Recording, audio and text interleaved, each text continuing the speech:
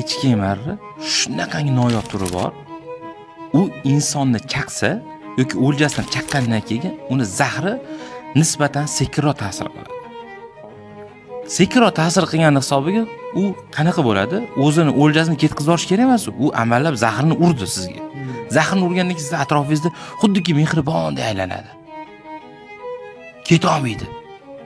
Yo'q, bo'ldi, men sen bilanman deydi. Lekin oxir uni maqsadi nima? Sizni o'lja qilish. Bo'ldi, tamom, o'ldiradi, siz uni o'ljasi bo'lasiz.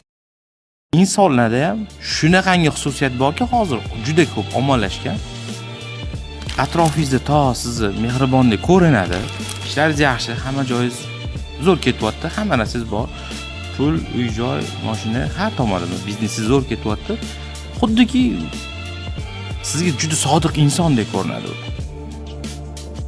To sizni sinib, to siz yiqilib, o'sha holatdan boshqa bir ayanchli holatga tushmaguningizgacha oldingizdan ketmaydi.